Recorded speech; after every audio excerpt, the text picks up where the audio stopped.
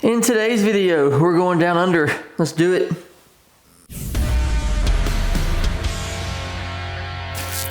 What's up, y'all? Welcome back. If you're new here, welcome to the video. Welcome to the channel. Like I said, we're going down under today. We're going to try to get the underside of this truck down to bare metal and then primed again. That's the goal today. We're going to cross our fingers. Hopefully we can get it done. And yeah, just go from there. So lots of work to do. So let's get to it. We got the underside all cleaned up from before. So everything under here is nice and clean. But we got to get it down to bare metal, scuff off all this primer. We'll put on some fresh epoxy. And then the bottom of this truck will be nice and protected. So I'm going to grab my grinding wheels and paint strippers and we'll get at it. Like I said, not a lot of time today to get this thing primed again, but we got these stripper discs and these things are a game changer. So we should be able to cut through this pretty daggone fast. All right, here we go.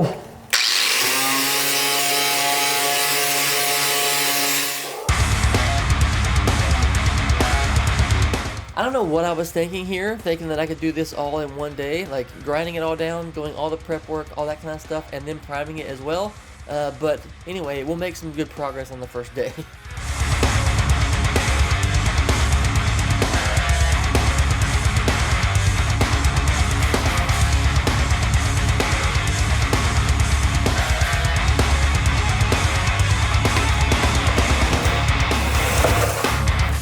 Hey, 2.5 hours later, and I am covered. Let me show you what we got done. This is going a lot slower than I had anticipated, but we got one side almost entirely done here. There's still a lot of like nooks and crannies to get into, but like this side, obviously I have not touched yet. Still lots of like I said, nooks and crannies and places that I can see, but the major part of it is down to bare metal. So I'm gonna keep on grinding and we'll see how far we can get before the sun goes down. Like I said, I got a little overzealous on, oh, I'll get it into primer today. So that's not gonna happen. So I'm just gonna see how much I can get done today. And then we'll try to come out here tomorrow and get it done and sprayed into primer tomorrow. Well, tomorrow for me, for you guys in the next couple seconds.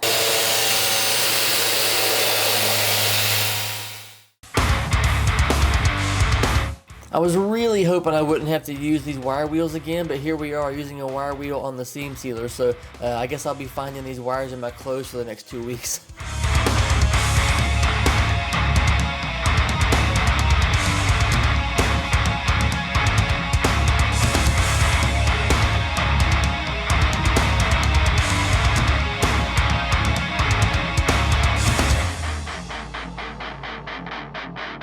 Seam sealer is now all off the bottom of the truck. We got it best we could. There's still some parts in some little tight spots that we got to get, but we can do that with the Dremel.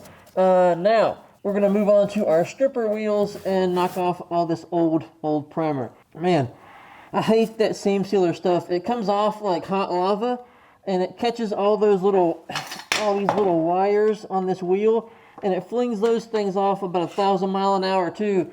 And so they stick in your legs, your arms, your chest, everywhere. It's just not a fun process. So anyway, the worst part I think is done now. So now let's just strip some primer.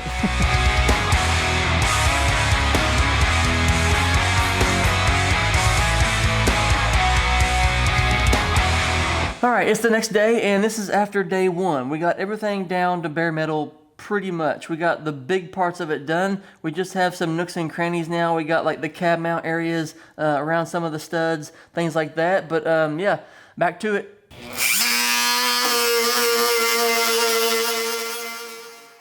When we get to the Dremel work, this is the most tedious and time-consuming thing because the footprint of the tool is very small, and also it just takes forever because the Dremel gets hot, you gotta let it cool down, stuff like that. I've burnt through like 3 or 4 of these Dremels doing these projects, and so yeah, just very tedious and very time-consuming.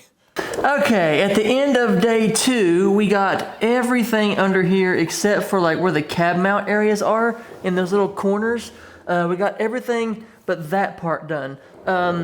So we got a ton of work done yesterday. I didn't want to show you guys all that because it's literally just me under the car, rolling around, grinding, all that kind of stuff. So it's very, very monotonous, very, very tedious. But we got a lot of work done. But today I got hit with kind of like a surprise rain overnight.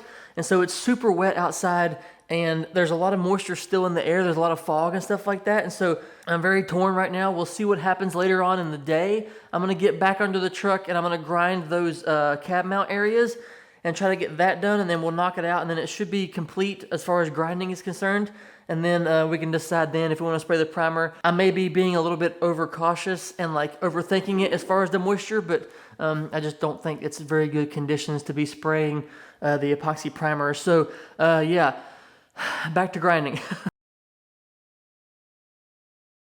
Okay, all of the major sanding is complete. Everything under here is as bare as I could get it. I am just going through now with a 120 sand pad and a red Scotch-Brite pad and just adding in some scratches because I feel like the Dremel, the high speed of it, almost kind of polishes it and doesn't leave behind the like desired or appropriate kind of scratch for the primer to like really bite into. Maybe it does, maybe I'm overthinking it, but I feel like going through by hand and putting in some scratches and stuff like that can't hurt anything. So yeah, just working on that, rolling around and scuffing stuff. It is primer day. We were out here a day in advance. They changed the weather. I'll take it this time. It is an absolutely beautiful day out here. So we're going to clean the bottom of the truck off one more time with the wax and grease remover. I did it yesterday, but I want to do it one more time just to be sure. Take every precaution. Make sure everything's good and cleaned. And then I'm going to spray some rust encapsulator on some spots I couldn't get my tools into to get all the stuff out of there. So we'll spray that on there first, and then we'll do the epoxy. But yeah, it's primer day. One more look at the undercarriage, all bare metal. Everything is scuffed with a red Scotch-Brite pad, so it should be good to go. Everything's good and clean. And yeah, let's get to spraying some stuff. I went ahead and sprayed the encapsulator stuff in where like the cab mount and stuff is. It's so tight in these little places right here. I couldn't get my tools and stuff in there very well to grind it out all the way like I wanted to. So I went ahead and sprayed some of that encapsulator in there and it should be protected. Okie doke, got my primer here. We got Omni. We're doing this stuff here, MP170. Same stuff I used on the Evo. Got our little data sheet here. 15-minute induction time. Once we mix this together, it goes 2-to-1 and we should be good to go. So I'm gonna go ahead and mix this primer up and then we should be ready to spray.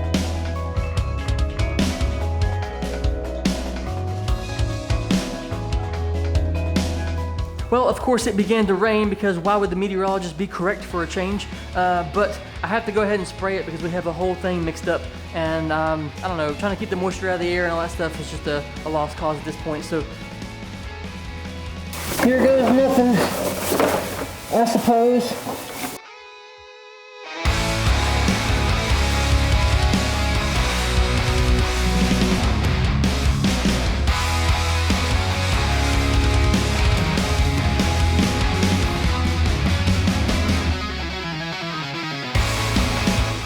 Okay, coat 1 is down. Now we'll wait for that to dry or flash off, and then we'll lay on coat 2.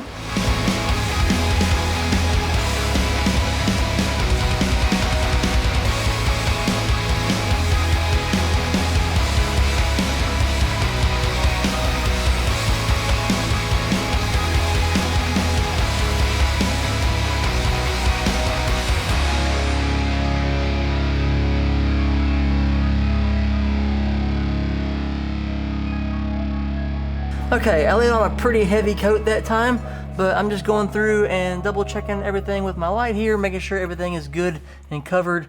Didn't miss any places. I don't think I did, but it doesn't hurt to go over it and check it, you know what I mean? Everything looks super, super good.